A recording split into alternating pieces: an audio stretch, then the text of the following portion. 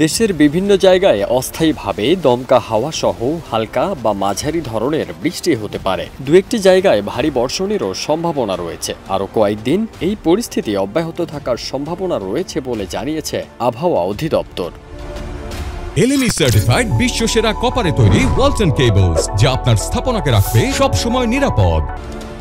29 August আগামী 5 দিনের পূর্বাভাসে আবহাওয়া অফিস জানিয়েছে রংপুর, চট্টগ্রাম ও সিলেট বিভাগের অনেক জায়গায় এবং রাজশাহী, ঢাকা, খুলনা, বরিশাল ও ময়মনসিংহের কিছু এলাকায় হালকা বৃষ্টি হতে পারে। এ সময় সারা দেশে দিনের তাপমাত্রা সামান্য কমতে পারে। 30 আগস্ট থেকে রংপুর ও ময়মনসিংহ বিভাগের অনেক জায়গায় এবং দেশের অন্যান্য বিভাগে কিছু কিছু জায়গায় বজ্রবৃষ্টির সম্ভাবনা রয়েছে। 31 আগস্টও একই ধরনের আবহাওয়া থাকতে পারে। আগের দিনের মতোই দেশের বিভিন্ন জায়গায় হালকা থেকে মাঝারি আকারে বৃষ্টি হতে পারে কোথাও কোথাও ভারী বর্ষণও।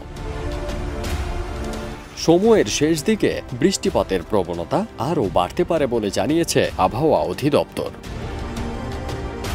ফারদিন সানি, দেশ রূপান্তর।